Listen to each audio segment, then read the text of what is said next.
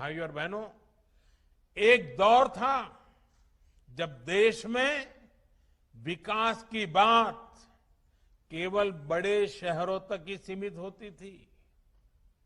वहां भी विकास का मतलब बस इतना ही होता था कि खास खास इलाकों में बड़े बड़े फ्लाईओवर्स बन जाएं, सड़कें बन जाएं, मेट्रो बन जाए, यानी गांवों कस्बों से दूर और हमारे घर के बाहर जो काम होता था, जिसका सामान्य मानवी से लेना देना नहीं था, उसे विकास माना गया। बीते वर्षों में देश ने इस सोच को बदला है। आज देश दोनों दिशाओं में काम करना, दो पटरी पर चलना चाहता है। देश को नए इंफ्रास्ट्रक्चर की भी जरूरत है। इंफ्रास्ट्रक्चर पर भी लाखों करोड़ों खर्च हो रहा है, उससे लोगों को रोजगार भी मिल रहा है, लेकिन साथ ही सामान्य मानवी के जीवन की गुणवत्ता सुधारने के लिए, ईज ऑफ लिविंग के लिए नए मानदंड भी स्थापित कर रहे हैं। गरीब के सशक्तिकरण को आज सर्वोच्च प्राथमिकता दी जा रही है।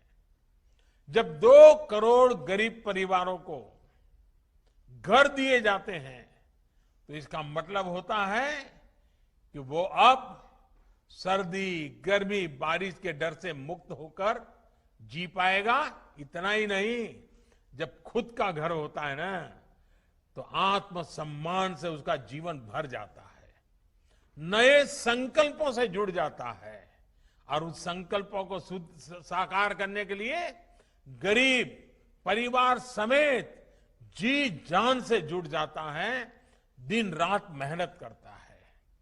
जब 10 करोड़ परिवारों को शौच के लिए घर से बाहर जाने की मजबूरी से मुक्ति मिलती है, तो इसका मतलब होता है कि उसका जीवन स्तर बेहतर हुआ है।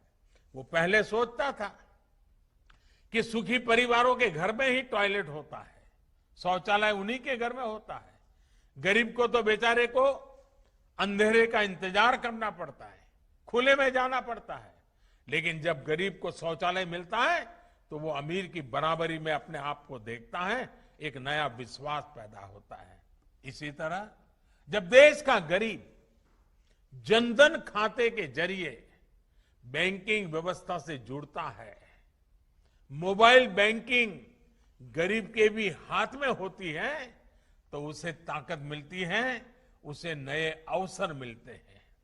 हमारे यहां कहा जाता है, सामर्थ्य मूलम सुखमेव लोके, अर्थात हमारे सामर्थ्य का आधार हमारे जीवन का सुख ही होता है।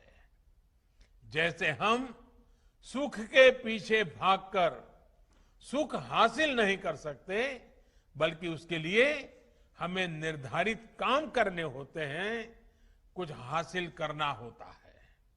वैसे ही सशक्तिकरण भी स्वास्थ्य, शिक्षा, सुविधा और गरिमा बढ़ने से होता है।